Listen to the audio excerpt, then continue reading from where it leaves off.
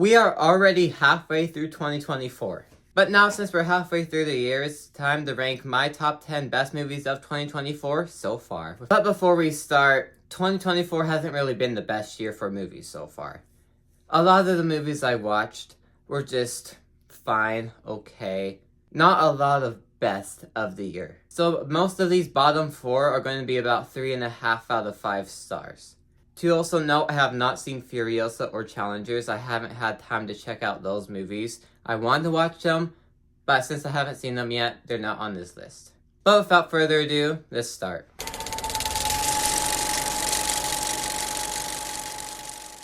Like I said, 3 out of 5 movie, but I found Suncoast to be a really good surprise. It has this emotional beat to it and emotional weight that makes the movie really enjoyable because that's what's holding the movie together. That is what is keeping the entire movie together. It's that emotional weight that the entire movie is just holding on to throughout it. It has that good lesson to it too, that this old man is just keep telling this girl what she should do, but she's not listening, and by the end of the movie, she learns her lesson with that emotional weight. If you have not seen Suncoast yet, I highly recommend you watch it. Now, this movie is definitely not going to be in my top 10 movies at the end of the year, but it's still worth a watch. I do recommend you watch it. It is still a good watch.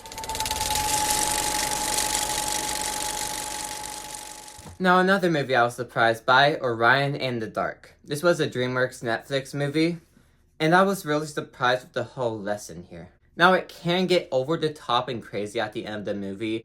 Really enjoyed what they did in there. It's kind of goofy and over the top, but I just found throughout the entire movie I was just having a lot of fun seeing this night elements come to life, of seeing how like these different creatures did certain things at night, and I just found the movie to be a lot of fun, and I would rewatch it, and I did the day after. Yes, it has problems, but again, I just found it to be a fun movie.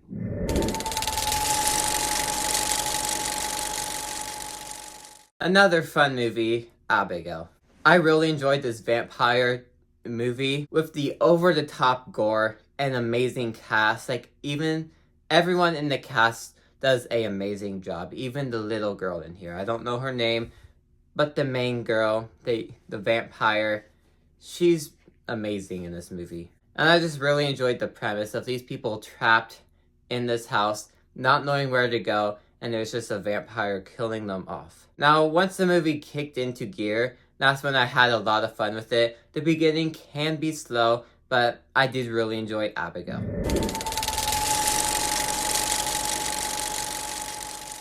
Now, Godzilla Kong, in my opinion, is the best MonsterVerse movie. It's the one that actually gives these monsters an arc. Now, Godzilla, he's not really in this movie. This is more of a King Kong movie. And King Kong is my favorite out of Godzilla and Kong. I'll choose Kong. And in this movie, they give him a character arc. He goes on this story, which is one of the reasons why it's my favorite MonsterVerse movie, because we're not focusing on the humans the whole time. We're actually giving Kong an arc. And speaking of the humans, I feel like the human storyline in this movie is probably the best human storyline out of every MonsterVerse movie, because like I said, since they gave Kong the arc, the human storyline is barely in the movie. Well, it's in the movie, but it's not in it as much because of that arc Kong has. And then finally, when Godzilla and Kong team up at the end of the movie, it is so worth it, and everything that follows it.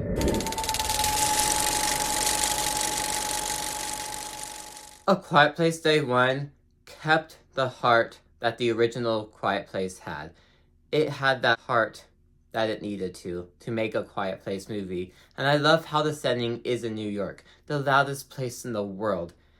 And they took the setting there and shows how this world works in New York. Now, my problem with the movie is that they make a certain noise, but the monsters don't kill them, even though they established that the monsters killed them before when they made that noise. And I feel like the suspense is not as good as the first 2 movies had, but everything else I liked. A Quiet Place Day 1 is a great add to the Quiet Place trilogy, and I can't wait to see what they do next. If they continue off of these stories with these characters, I wouldn't mind, because they made us connect to these characters, and I would not mind following them again. The Fall Guy is another fun movie. This movie makes you appreciate the stunt people. because this entire movie has stunts throughout it with the stuntman that they don't get enough credit for. This movie makes them have that credit, and the movie was able to deliver on what it needed to and make you appreciate the stuntman. And this movie was just a lot of fun throughout it. This is one of those movies that you put on to have a fun time and just laugh throughout it, the entire thing. Because that's what this movie is. That's what Ryan Gosling and Emily Blunt do, is deliver on that movie. Now, the runtime can be a bit here and there, but 100% worth checking out. Now for me, If came out of nowhere and completely surprised me. And surprised a lot of other people too. Now, I found the critics not liking this movie somehow. I loved it. Like, when it comes to the main theme of the movie, that's what really draws me in. Because it's really emotional, like a Pixar movie. A lot of people refer to this as a live-action Pixar movie. And all because of that emotional moment and theme at the end of the movie where it delivers on it. That point right there really solidifies this movie. And just the whole movie throughout it has that emotional theme too that you just fall in love with. Now, they can fix it. They have like a predictable part, and I wish they spent more time on another part.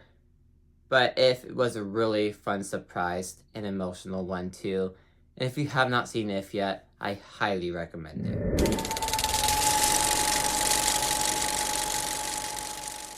Now, as of filming this, Inside Out 2 has just reached $1 billion, the fastest animated movie to ever do that too, and it deserves it. Inside Out 2 made Pixar back. They made that theme that connected with everyone. They didn't make Turning Red, Luca, or Lightyear an Elemental. They made a theme that connected with everyone. They made a sequel better than the first movie. They have new creative ways of showing how the mind works and what happens when you grow up, with a nice theme as well. My only problem with this movie is that it needed to be longer, just because I didn't want the movie to end. Because Inside Out 2 is a great movie.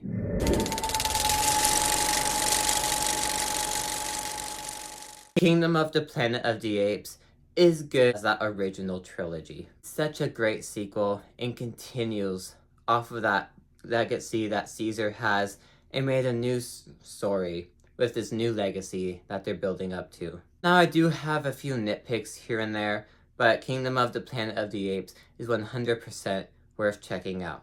And I cannot wait to see what they do next with this new trilogy with these new characters.